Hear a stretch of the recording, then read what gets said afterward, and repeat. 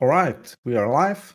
Hello, everybody, and welcome to the first live update for PrestaShop project in 2024. So, happy new year for everybody. My name is Krystian Podemski. I'm tech evangelist at PrestaShop, and today we have really a special guest, Łukasz Janik, CEO of Waynet e-commerce agency, one of the biggest agency in Poland who are specialized in working with PrestaShop stores. And Łukasz will be presenting something really interesting, so stay with us. So now you see today's agenda. First, I will present you with some news. Then I will give the floor to Łukasz, who will be presenting on how to optimize the development of PrestaShop stores and modules for PrestaShop through a good creation of CI and CD processes. So since Waynet is really an experienced agency, you can expect a really great piece of content from Łukasz. So please, yeah, go. I'm waiting for Łukasz to present his talk, and then we will have a Q&A session. And we do have a few questions from community coming. We have 3 questions from the community, and if you have any questions to Łukasz or to me regarding the project or Łukasz's presentations, please do ask them on chat. So now let's go to the project news. And one main news for today's live update is that we released at the beginning of 2024 2 new versions for PrestaShop. You might be surprised to see PrestaShop 178 there, but it's not really a surprise since we are in the extended support phase for PrestaShop 1.7. And since those versions are security patches, there is a new release for PrestaShop 178 as well. And the security issue reported to us by some community researchers has been marked as high severity issue. This is why it's been decided to release PrestaShop 178 as well. And please keep in mind that if you are working currently on PrestaShop 178, there is no need to use auto upgrade module to upgrade everything. You can follow my instructions from release notes that I published on build blog from the comment section of those, where I explain on how to perform a manual upgrade of PrestaShop, of security patch for PrestaShop 178. This is a more convenient way of upgrading older installations where you might have some modifications to it, and it's much safer to do it manually. And it goes the same for PrestaShop 8.1. This is the third patch for PrestaShop, and there are, of course, some security fixes, but there's also one change that I would like to highlight more, which is about performance optimization for the new product page in backoffice. It's been reported to us by our amazing community that there's some performance flaws. There are some performance flaws on the new product page if you use to have more features in your shop catalog. So if you encounter any performance issues on the new product page and you do have a lot of features added to your store, this could lead to having more than usual database queries produced in backoffice. There were some performance issues. So this should be solved in 8.1.3. So if you encountered any performance issues on the new product page, please do update to the newest patch for PrestaShop 8.1, and the issue should be resolved. Other than that, there's almost 30 fixes for some bug fixes reported by our quality assurance team and coming from the community, as well as some improvements in other places in both back office and front office. So if you want to know more about PrestaShop 8.1.3, follow to the article to the release notes on our build blog. And last but not least, I would like to mention one thing that has been pointed to us after the release of those security issues. If you are not aware, the release process of PrestaShop is quite complex. There's a lot of steps, there's a lot of things to do. And since we released PrestaShop 8.1, at first, this patch has not been visible in the auto upgrade module. And there were some reports on both build blog, on some Facebook groups, on Slack channel, and basically all over the social medias pointing to us that, hey, you've released the new version of PrestaShop security fixes, but I cannot upgrade because the version is not visible in auto upgrade module. So we here to listen your feedback, and we will try to improve this on the next updates. So you won't have any notification about the new version if the upgrade is not visible in auto upgrade module. So there won't be any release notes as long as there is no chance to upgrade through the upgrade module. So if you have any other feedback regarding the updates or how we proceed with releases, we're here to listen, we're here to improve things. So please use chat here on live update, use Slack channel, or even create a GitHub discussion on how we could improve things. And now we could go to presentations, and I would like to invite on stage Łukasz Janik, CEO of Waynet. Hello, Łukasz. Hello, I can hear you. Christian. Hello, everybody. Yeah, so Łukasz, you are presenting this presentation already during the developer conference. So as you are the first non-PrestaShop employee person presenting such presentation after the developer conference, I would like to ask you about your opinion regarding the developer conference. How did you like it? What are your feelings about the developer conference? Okay. That's quite surprising because I didn't know that I'm the first one who will show the presentation after the conference. But yeah, in general, it was a fantastic idea to do it because it was the first time when I could meet, I think, over 100 people which are in PrestaShop community, or even PrestaShop team members, and discuss a lot of topics. Yeah, and I think you should do it again. Maybe you can try do it more international, because I think there is a big community in Europe, and everyone. And I think I would like to say it to today listeners.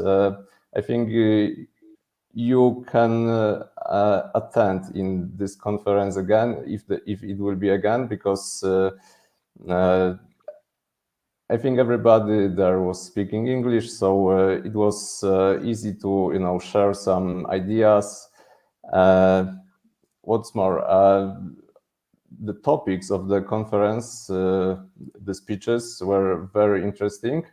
Even though I don't speak French, I was looking at some presentation in French, and maybe I didn't understand 100% of the content, but after the presentation I could discuss the topic with the speaker, and he explained me everything which I need. So that's a great idea, and I think it has a big impact to to extend our community and to grow up the PrestaShop. Okay, that's fantastic to hear. And yeah, you are the first person to present, which is who is not the PrestaShop employee. You are from the community, and it would be great to hear from you. Thank you for your feedback. And regarding the next edition of the developer conference, well, I'm pretty sure there will be one this year, but more on that later this year. I won't spoil anything right now. So, Łukasz, I will leave you the floor so you can present your presentation. It's really a great piece of content. So, yeah, enjoy. Okay, thank you, Christian, again. And hello, everybody, again. As Christian said, I was presenting this presentation during the PrestaShop Developer Conference in France in November last year. And, when I was preparing to this meeting, I was thinking about a word that connects and applies to all of us: developers, project managers, and on the other hand, shop owners and e-commerce managers. And the area in which we operate, e-commerce, is a specific field. On the one hand, we can plan the development of the platform in advance, but on the other hand, If something stops working, we need to fix it quickly. And when I say quickly, I mean really very, very fast, as soon as possible. And I think that this word, as soon as possible, is the word that connects us all. I think that each of us has probably encountered more than once a week in our work this word. And of course, SAP, which means as soon as possible, which means for now, or even better, on yesterday. But can we stop for a moment and try to redefine this word? What if we can do it another way? Let's stop do things as soon as possible. Let's start to act smart and productive. And my name again is Łukasz Janik, and I will tell you today how you can act smart and productive in your daily work, creating shops and modules on PrestaShop. I want to tell you today how can you save some time and avoid some problems in areas that you can control. Because you probably already know that you can't avoid as soon as possible situations and you will lose time on them. That's why I want to tell you today about optimization of the development of PrestaShop stores and modules through the CI/CD process. I'm the CEO of Waynet, a PrestaShop agency that has been operating for almost 10 years. Currently, we are highest level PrestaShop expert, 3 stars. Our team is 23 people who work with more than 50 different stores on PrestaShop every month in the same time. And we're doing it using and maintaining more than 300 modules created by us. And while I'm talking about numbers like this, I have to tell you that I'm going to show you how we save hundreds of hours per month thanks to things I will tell you about today. Before I begin, let me show you our approach to our work. With this background, it will be easier for me to introduce you our ideas and tools. First of all, every developer in our company needs to be able to work with every project. That's why it's important to have easy access and a unified system to work with every sort. Of course, we try to optimize it through good project management, and we try to minimize context project switching, but still we need this possibility to work with every project. And the second very important thing, we work on several environments with every project, like dev, test, production environment, plus on demand, which give us the opportunity to, for example, develop something extra. And this is why it's important to manage these environments efficiently and have consistency between them.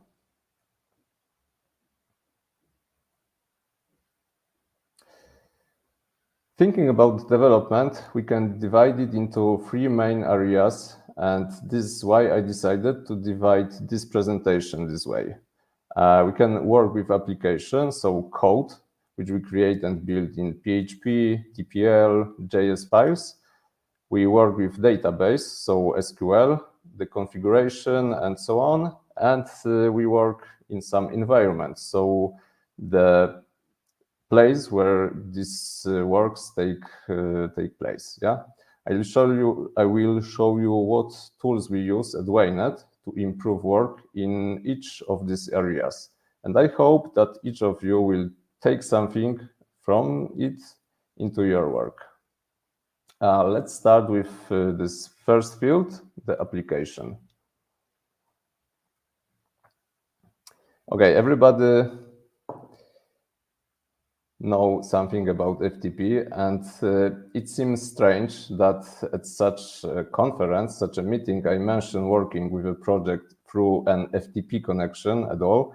But unfortunately, we constantly hear during, for example, the recruitment of new developers that in previous company, they only used such a method.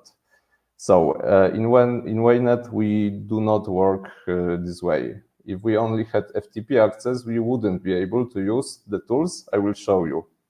the tools which I will show you today. So from the beginning, we assumed that we don't work through simple FTP access. If the client was unable to provide us SSH or another access to the project, we just refuse to cooperate. So let's just not focus on this and move on. Since the beginning and for a long time, we used Git as a repository system. You probably know Git is a free and open source version control system. So you can see the changes that are made on the code. You have the ability to undo things if necessary, and it helps the team of people to work together on a project.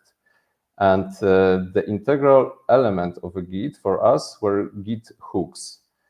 Git hooks, so scripts that run automatically whenever a specific event occurs in the Git repository, such as like push or pull or whatever. And Git hooks can be automatically launched in several places during the development. So before the push on the test environment or after the push on production environment. So you have, summarizing, you have events and the places which you can use. And thanks to these two tools, Git and Git hooks, we were able to work in the repository as environment model. Thanks to Git, each project could have corresponding branches in separate repositories in each environment. And thanks to Git hooks, we are able to automate sending changes between them and launching appropriate tasks related to sending, such as Webpack compilation or something like that. And on this diagram, you see how it was look like. So we had, for example, project one. We had test environment, production environment. We have some environment tools like Composer, Yarn in some versions on every of the environment. And thanks to the Git and Git hooks, we could create the branches and run some compilations. But in general, it had two major problems, which became more and more frustrating for us as the number of projects in our company increased.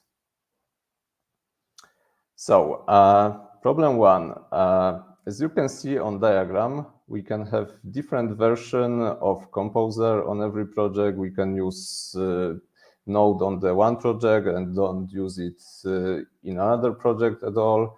And the first problem was that it was necessary to maintain the appropriate version of environment tools, such as Composer, Webpack, Yarn on each server. And the second problem was that if there was an error while pushing the changes, the store usually stopped working. And the only solution was to roll back the changes and fix something on the production. So this approach was fine, but it's fine, but only if you work with few projects and you know them very well. So you can avoid these crashes during the deployment because you know what to connect. But by the time we were working with more than 20 projects, these problems were too much. And to solve this, we decided to use more advanced tool called GitLab.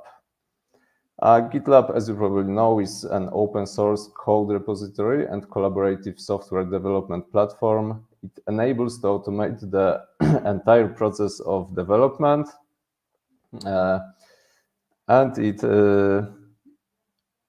can be extended by some additional packages and modules. And one of the most important add-ons you need to use when implementing GitLab in your organization is GitLab Runner. GitLab Runner allows you to run all compilations, jobs, and builds before production server.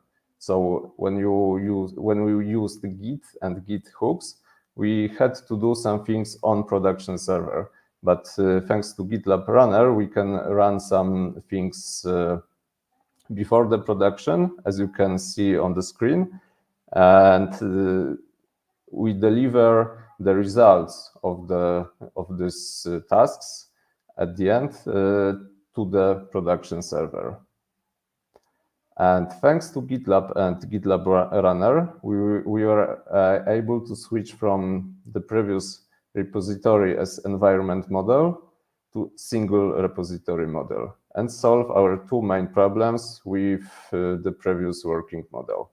First, we don't have to we don't have to manage all environment tools on every server. And this is because we access them on one test environment. GitLab will automatically install it on the project's test environment. You only have to declare what you need in this one project. And the second thing, all project compilation is done at the stage before sending changes to the production server. So we avoid the second problem, errors on production. So in other words, we send the results of compilation that takes place before the production server to the production server, so we don't need all the tools on production server, and there is no risk of a compilation error on production. Even if it happens, it's before production, so we can fix it and try again, but it doesn't affect production performance. When you implement this model of working with GitLab and GitLab runners in your company, you will encounter at least one main problem, and for us it was speed problem. Previously, using Git hooks, we did not have this problem. All actions took place within seconds. Meanwhile, at the beginning of using GitLab, the same processes lengthened several times, up to even several minutes. And therefore, it will be necessary to use auto-scaling from the beginning. Let me explain you how GitLab Runner works. You can define a static number of running GitLab runners in GitLab. Each GitLab runner executes one task at a time. So if you run, for example, 2 GitLab runners, and there are dozens of tasks to be done because several developers are doing their job, the tasks will be executed one after the other. So every task have to wait for their turn. And okay, theoretically, you can run 100 GitLab runners at once, so that there is always one free, and you don't have to wait in queue. And unfortunately, each GitLab runner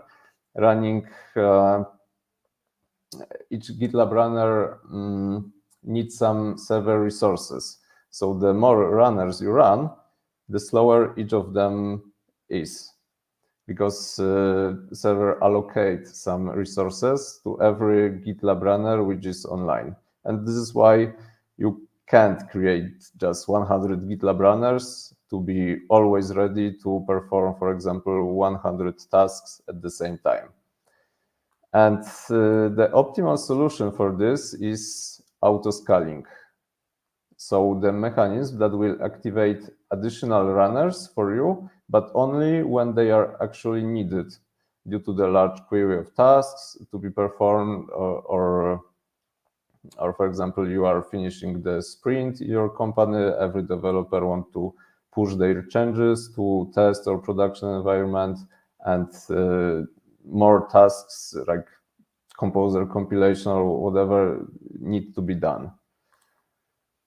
And to provide this auto-scaling, you need to use Kubernetes software for automating the processes of running, scaling, and managing containerization applications. And Kubernetes is a platform that can automatically adjust the number of GitLab runners, create and close them, and allocate optimal server resources to each runner on the fly. So the Kubernetes will be your runner manager.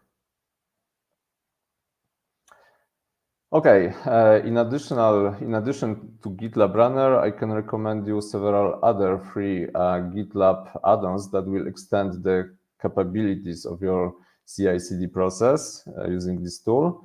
For example, to check the quality of the code and keep code standards in your organization, you can do it through packages such as PHP PSR or PHP CS Fixer to check the performance.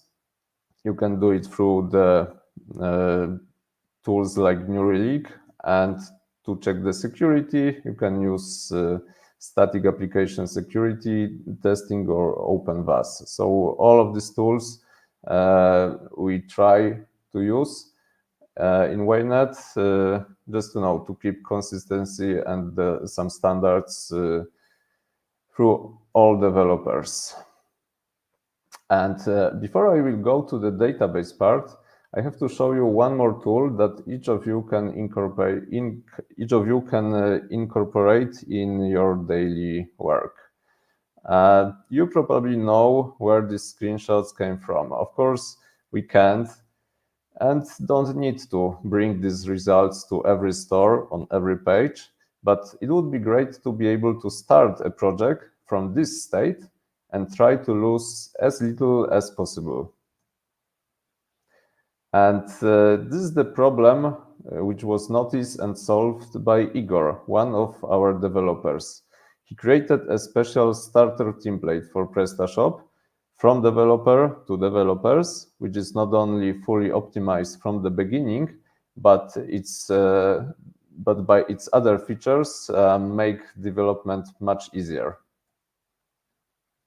And the Falcon is open source project, and it's available for free.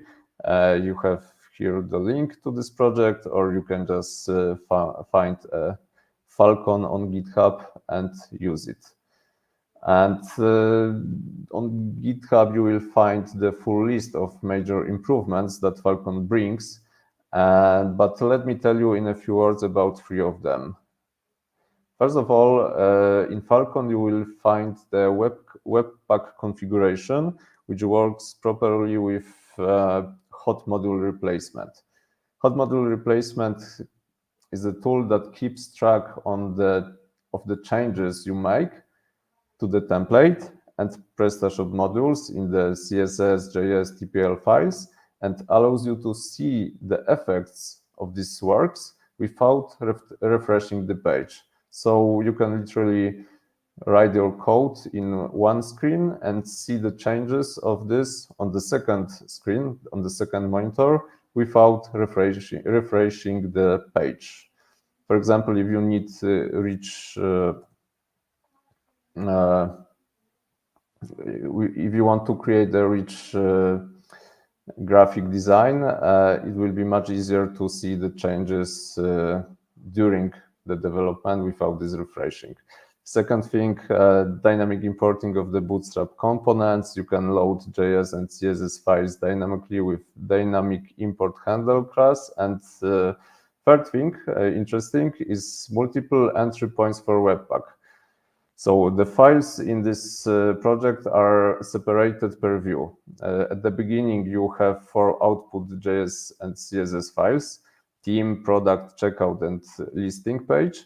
And you are able to easily add some more files. For example, if you want to create, for example, very rich graphic design of CMS page, you don't have to add the styles to these files. You can create another JS or CSS files and just define them in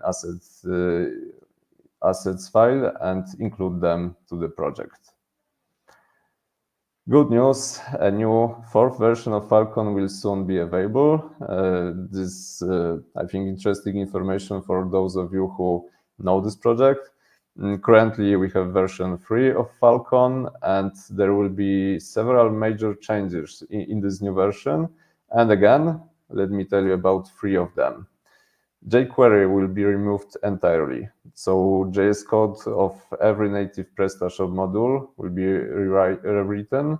No more core JS API calls and events being in team, and again rewritten from scratch. And there will be Bootstrap 5, dynamically imported Bootstrap components without any changes to Bootstrap API.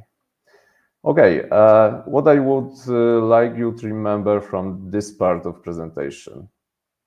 Don't use FTP even when you are freelancer. Git and Git hooks are enough tools when you work with a small number of projects and when you know them very well. But if you grow up, you have bigger team, more projects, the optimal tool for working with multiple projects is GitLab and GitLab runners. And for optimal operation of GitLab runner, you will need autoscaling, which you can achieve with Kubernetes.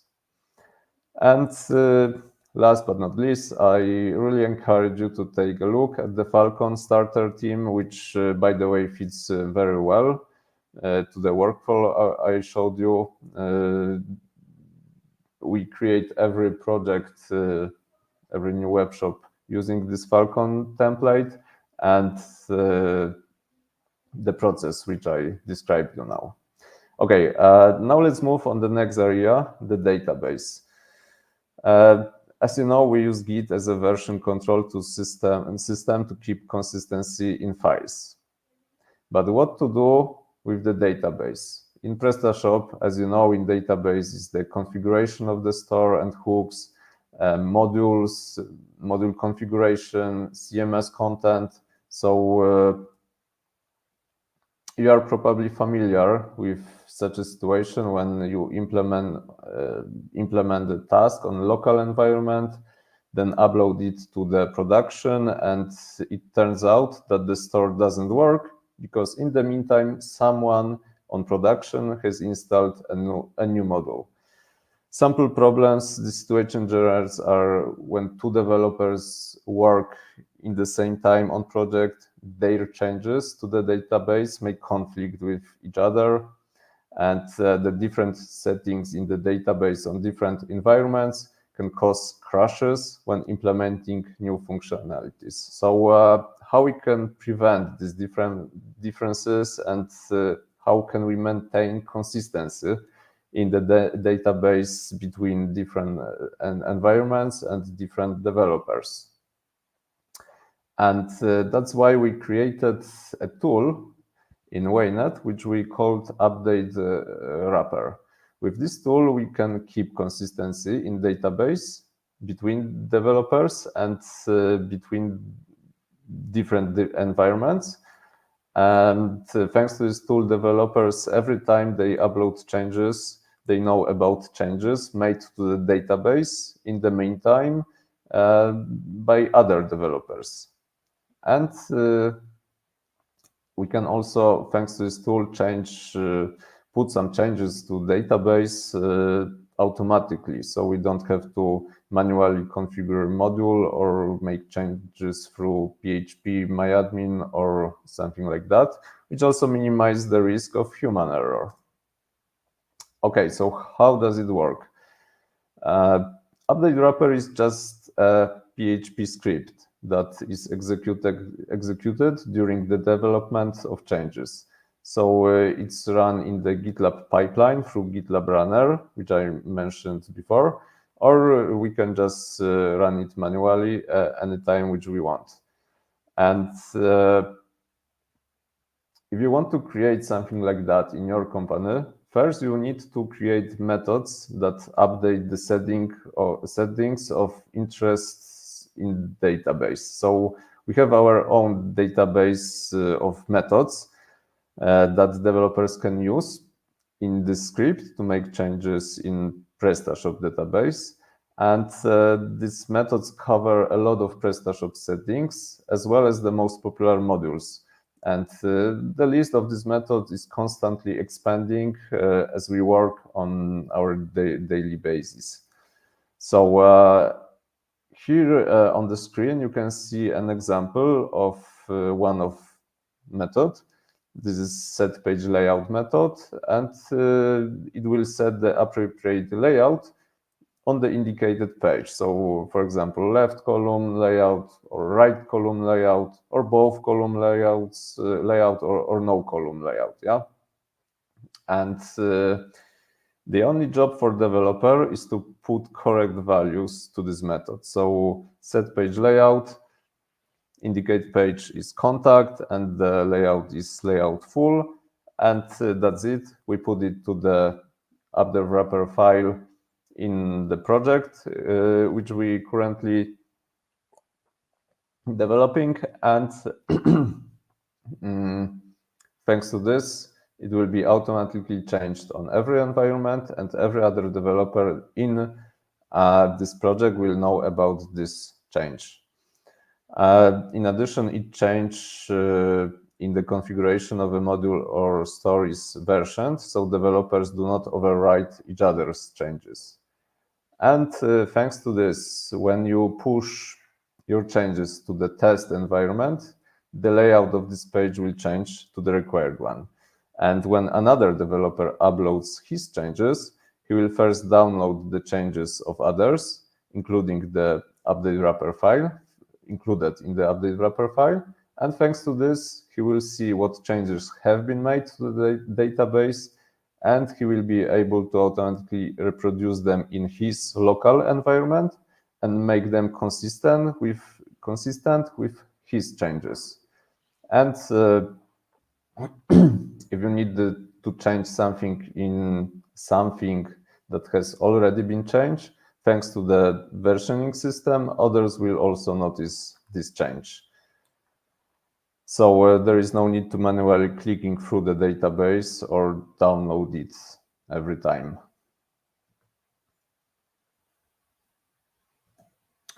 Okay, let me shortly summarize this part. What would I like you to remember from this part of the meeting? You can easily manage the database through scripts that update the settings in it. Implementing this solution requires the willingness and commitment of the entire team. There is a lot of job to do to prepare such a tool. So do it just step by step. At the beginning, define the settings that have the greatest impact on the stable operation of the stores which you are developing, and then create them more and more just during your daily tasks. Okay, third area of our work, the environment. As I said, we work with many projects every day in our multi-person team. And we noticed that many activities are repeated practically every day. So that's why we created some scripts that automatically perform certain activities for developers in the area of preparing the working environment.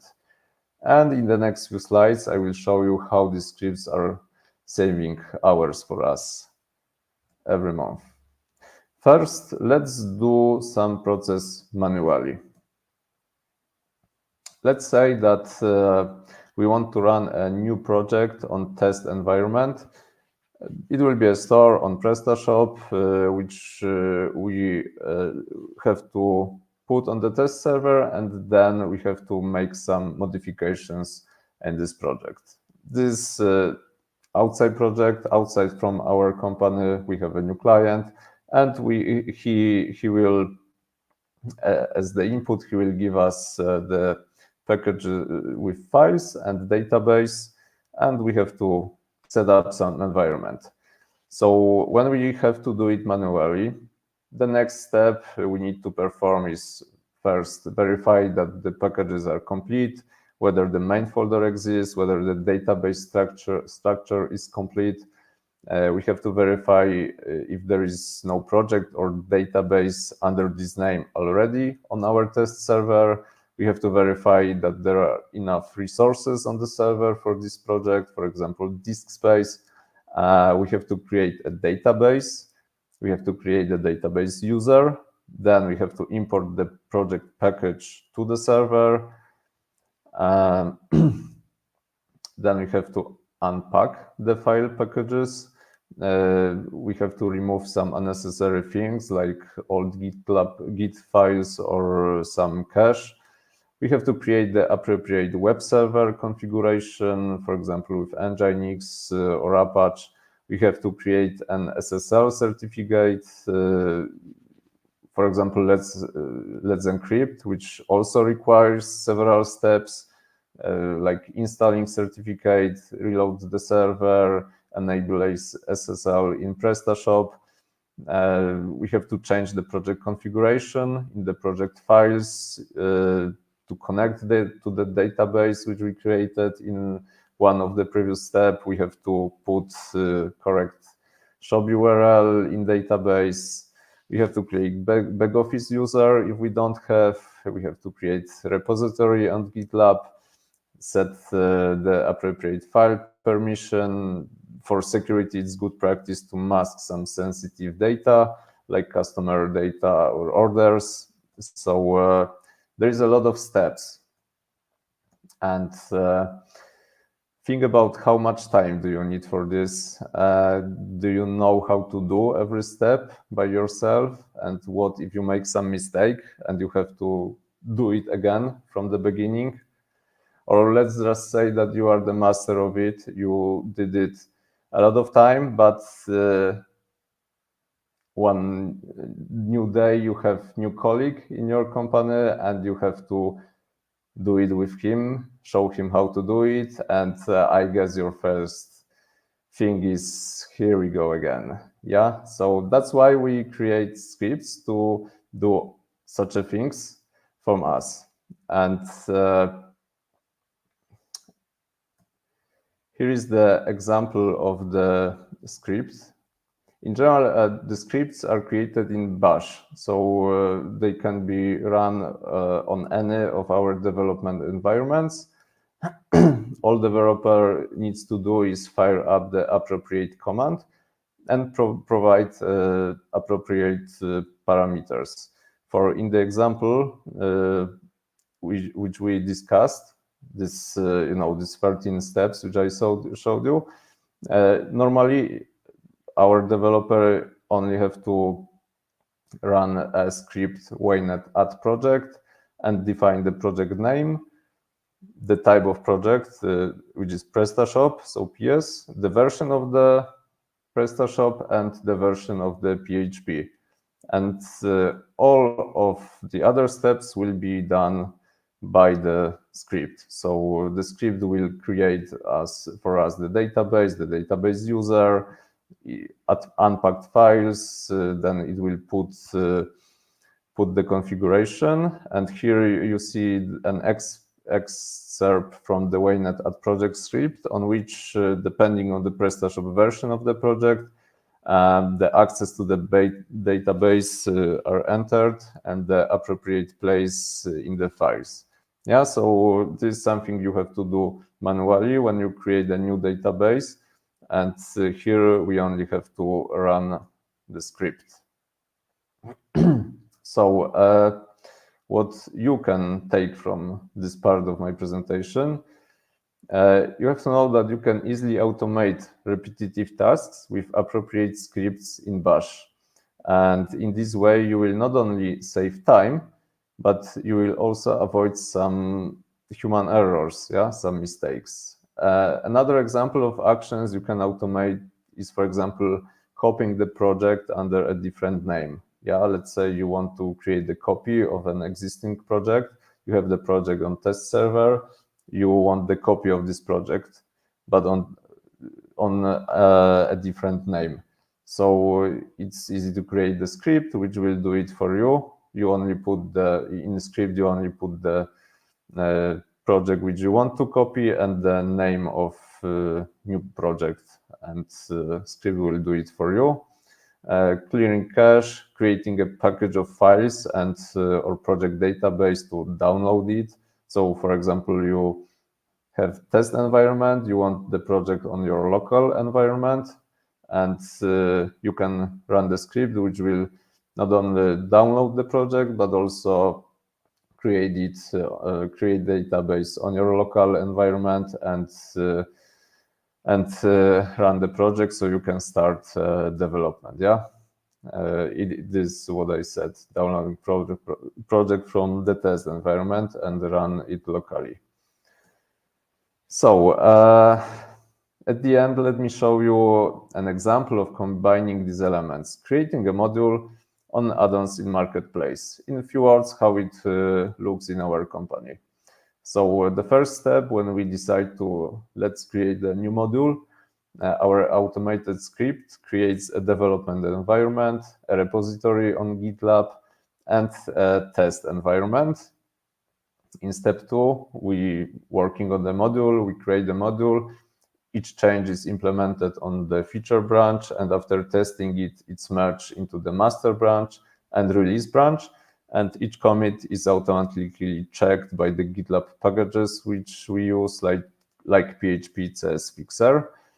And when a module or its next version is ready on the feature branch, the project manager can run from GitLab a demo of the module on any version of PrestaShop, and which will disappear by itself after 24 hours. Yeah, so we don't it's easier for us to maintain the disk space on test server because we just click create the environment, and then this environment is stopped automatically after 24 hours. And once the tests pass, the developer can merge the feature branch with the master branch, and the latest version of the module is available on the main test environment. In the next step, when we push changes from master branch to release branch, the module is automatically validated on the validator PrestaShop.com. And the process continues only if we pass validation in first step. If not, developers see the results of this validation. Developers see errors, and he can fix the module. And if all goes well, the module package is available for download on our GitLab with changelog described by the developer, and the version of the module is automatically raised according to Semver. And at last step, our project manager gets a notification on Slack that a new version of the module is available, so he can immediately upload the module on the marketplace or update the version of the module on the marketplace. So some final thoughts. I've shown you some examples today, but in fact, if each of these elements can be discussed for hours or even for days. And therefore, what I would like you to take away from this presentation is the idea of optimizing your work. Optimizing by completing repetitive tasks faster, but also by automations that help you avoid your own mistakes. So thank you very much. If you want to share your ideas or create something together in this area, or just to cooperate, feel free to contact me. You can find me on LinkedIn, or you can just directly email me. Thank you again. Thank you, Łukasz. Fantastic presentation. Please stay with us for a moment because we do have questions for you. So Sure, the first question is from Arnaud. He asked whether you used Bash scripts as your old tool for PrestaShop configurations. So I guess it's regarding the usage of update wrapper versus Bash scripts, but I think you use mix of those, right? We use Bash scripts for scripts which, for example, automate our environment creating, like copying projects from one to another. And when we speak about update wrapper, we use PHP script. So this is just a PHP code in PHP which we execute when we need.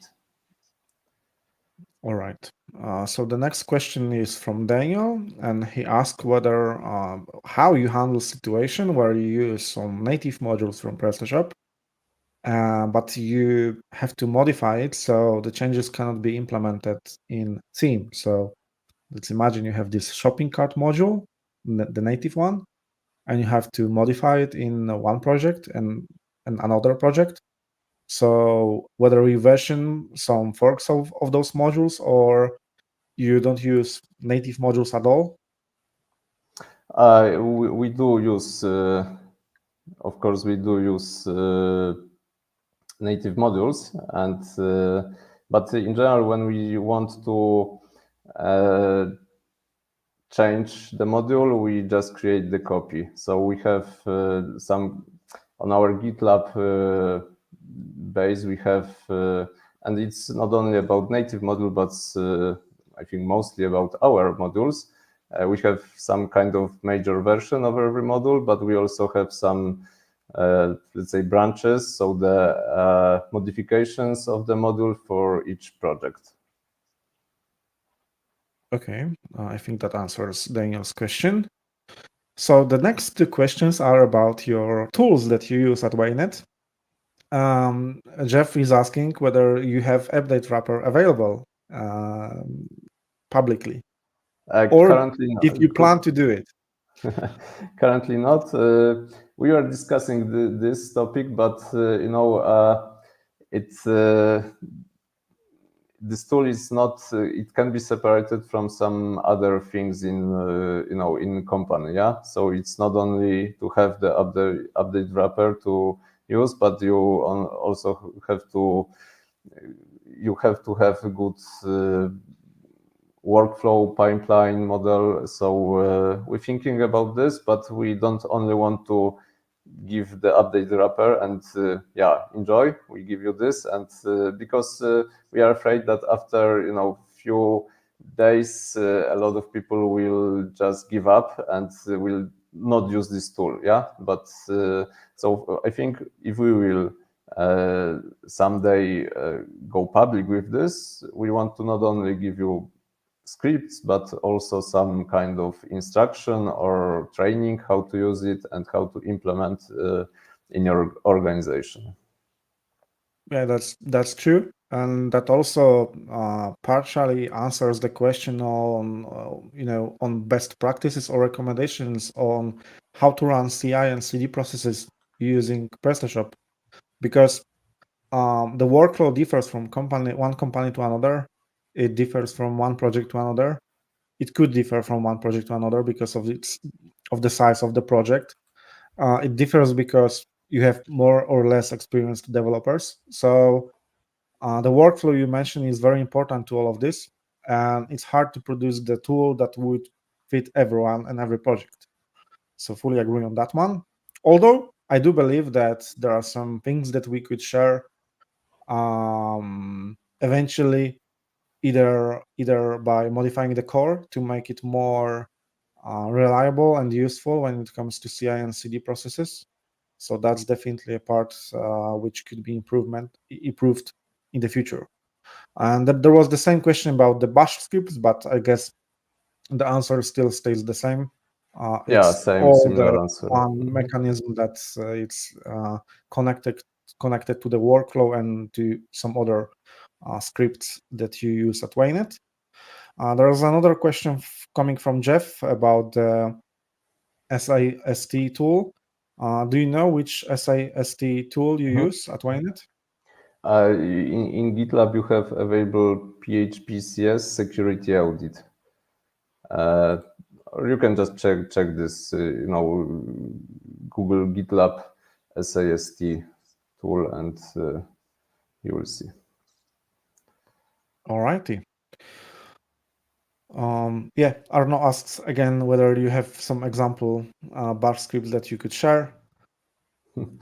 Okay, I will think about this since I see very your interest in this topic. We'll definitely discuss it in our company, and when we will decide to publish something, I think we'll let know Christian, and he will tell you about this We could during use some Life Update or Build Blog to promote this stuff. Yeah. So yeah, definitely, you can count on me if you decide to do so. So thank you, Łukasz. I don't think we have any more questions, but you can reach out to Łukasz on LinkedIn or at email. I will share the presentation afterwards. And from what I know, Łukasz is also planning to create a written form of his talk. So there's no ETA on that, but yep, there's the plan, right? Yes, exactly. It will be available, I So think, in a few weeks. yeah, so definitely looking forward to reading the article as well, and to have the presentation available so we can all better prepare, better consume the content, which because the workflow is quite complex. So yeah, definitely, it was great to have you there, Łukasz. So thank you once again for presenting, and see you some other time, maybe during the next developer conference. Thank you for invitation, and I will stay here to the end of our meeting, of course. Yes. So if there are any more questions to Łukasz, just let us know. So I can invite Łukasz back to answer some of those. And now we will go to some of the questions that have been asked using the form that is shared during inside the announcements for the live update. So we do have 3 questions coming from the community. And the first one comes from Thomas Bedon. The question was translated from French. And it goes like this. With Pablo's departure as project lead, who became the project lead? So currently there is no plan to replace Pablo. Currently the council, the people who are actual at the moment in council stays, the organization of the project stays the same. There is no plan to replace Pablo. There will be some adjustments to project organization, and we will share the details soon. But it's not about the project organization in general. It's about the clarity of the project organization and what does it mean to be in the council, what are the responsibilities of councils, what are the rights of councils, and so on and so forth. So please be patient, and we will inform on that soon. The next question comes from Thomas V, and he's a German freelance who is working for a US company. And to avoid patent troll, he would like to know if PrestaShop open source project is legally compliant. It seems the issue says no, but I would like to have a confirmation. So what can I say is that we are pretty much legally compliant in all the market, in German market. It's like 28-29% of being legally compliant. We've never heard about any issues with patent trolls, so I would say feel free to use PrestaShop in both the Germany market and in US market. I've never heard about anything serious when it comes to legal compliance and stores being built for German or US merchants. So I wouldn't worry about it. If you do have some issues, let us know, and we would like to have some feedback on that. Without feedback, it's really hard for us to decide on whether this should be prioritized or not. So yeah, we are open to discussing those issues. And last but not least, question from Victor K about the changes that we introduced during the latest live update. It seems that PrestaShop has imposed a new identity to the open source project. Have the councils approved this new identity? Is there a separation between the project and the company? I work for a large Spanish web agency that wanted to be heavily involved in the governance of the project in 2024. But if there is no separation and therefore independence for the project, it will not be so. The question was translated from Spanish. So, Victor, it's quite a complex question because it consists of the question on how the council works, how the separation from project versus company works and so on and so forth. So it's quite a complex question, but I will try to answer it. So basically, yes, the company decided that the brand should be the same for both the company side of things and for the project side of things. The company decided that it's time for the project, for PrestaShop, to look more serious, to look more mature. There's a new branding. It's more modern, it's more mature, it's more serious. So it was logical thing to do to basically have the same branding, to create the same branding for both the project and the company. I know there are some voices coming from the community that we should take care of it a bit better. So there should be even slight difference between the PrestaShop project branding and the company branding. I'm sure there is something that we could discuss later this year, and I will try to come back to you with an answer for those questions. Regarding the project separation per se, well, the fact is that PrestaShop SA has been and still is the main contributor to the project. So it's not a surprise that if we talk about, for example, implementation of Symfony 6, it's the company who decides whether to do that or not. The task for the councils is to make sure that the implementation of Symfony 6 framework is as best as and efficient as possible. So it's not that PrestaShop company will have no say in the project. That's not possible. As long as the PrestaShop SA is the main contributor to the project, and that's the fact. There won't be a situation where the project members say that, hey, you cannot do it because something. The councils are here to help us organize the work around the project and to help us make sure that the work that is going on the project is being done as most effectively and as most, with the respect of all the standards that are on the project. And just to say a few things more about the councils and who are in those councils. We do have Daniel, we do have Jeff in councils, in product council, in technical council, and they do have a say. They cannot say that, hey, I don't agree with implementing the new branding, but they could share their feedback that, hey, I think the new branding should look a little bit different from the company's version of the branding, or something like this. We respect community's opinion.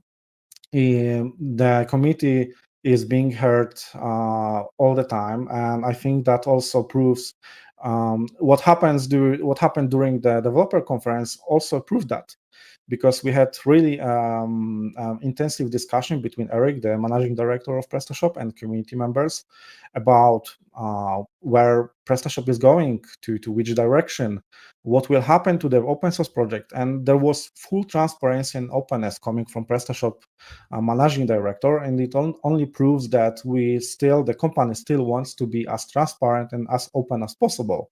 But when it comes to governance, it is not a lie to say that PrestaShop govern the project, and councils are here to consult, to help us organize project. So if there's anything else that you would like to discuss about the governance, about the separation of the project, we can do that. But at the moment, I think that situation in the open source project is healthy.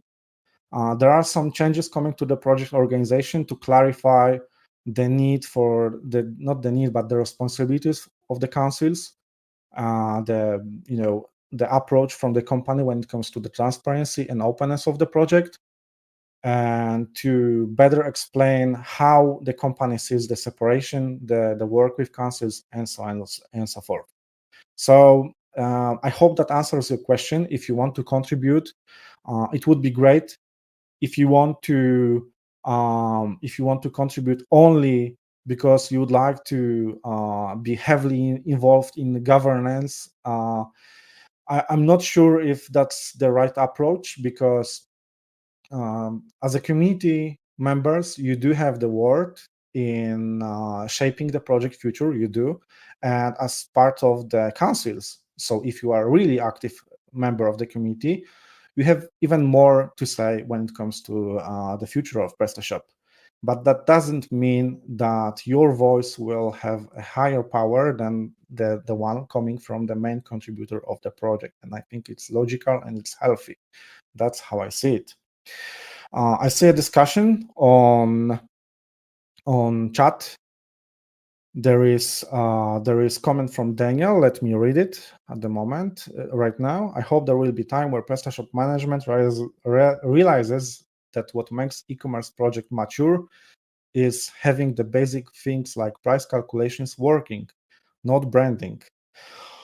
Well, Daniel, I do believe that recently project, the software developed heavily. We do have the new product page, the new orders page. We have latest version of Symfony framework coming to PrestaShop, latest LTS version. So it's not that the management of PrestaShop doesn't see what's important. The thing is that the pricing calculation issues are there for 10 years plus, and there's always this workaround available. And I'm surprised that you are writing about the price calculations while you know, Daniel, that the work on price calculations is ongoing currently. There was a huge investment being made by the company to work on price calculations, on business analysis, or for requirements, and to see what it takes to make price calculations better in PrestaShop software. So it's not like this topic is hidden or completely ignored by the management of PrestaShop. It's not true. There's also a comment from Frank. When the project will be considered as healthy? I must admit that I'm not sure I understand the question. I do believe it is healthy already. The community is being heard. We discuss a lot of things with community. The roadmap is public. We do have live updates to share the news with you. We are as transparent as possible. Okay, there are some internal discussions, but they basically consist of things that are important for those people who are employees. So you don't see how PrestaShop teams, internal teams organize their work, but there's a lot of things that are outside of internal channels, which other projects don't have. So we have a lot of processes documented, which also is not the case for other projects.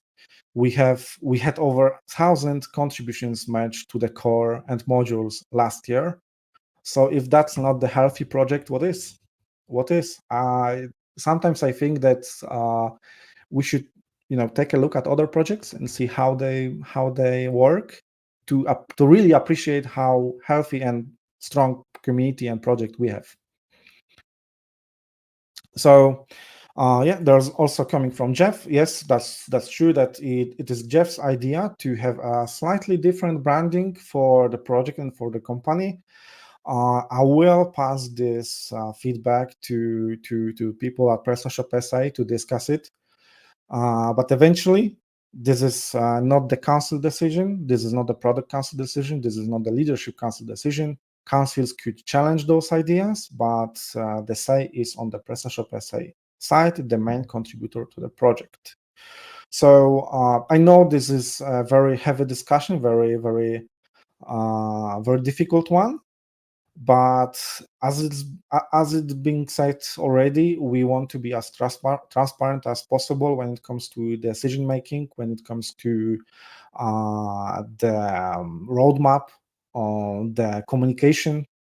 So, like I said, there will be some changes to the project organization to better communicate on what product councils or what other councils are meant to be, what other councils' responsibilities are. And I hope that will lead to a better understanding of the project organization and who's making which decisions and so on. There's also a comment from Nicolas. I'm quite a bit surprised about the branding issues raised by the community. If you look at Akaneo, Celius, Pimcore, etc., I've never heard such request raised. It's hard to comment on other projects because I don't know the community of Akane or Cilius that well.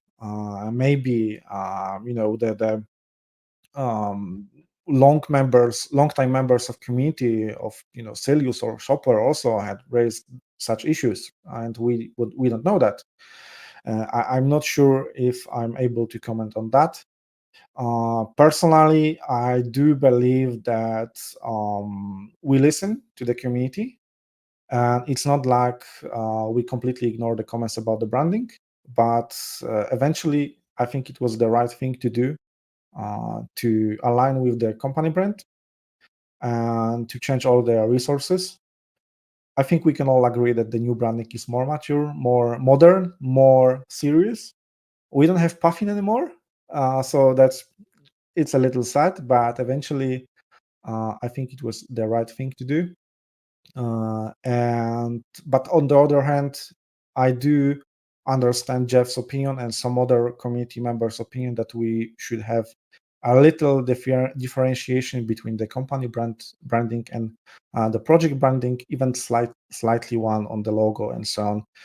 It kind of makes sense, but it is not for me to decide.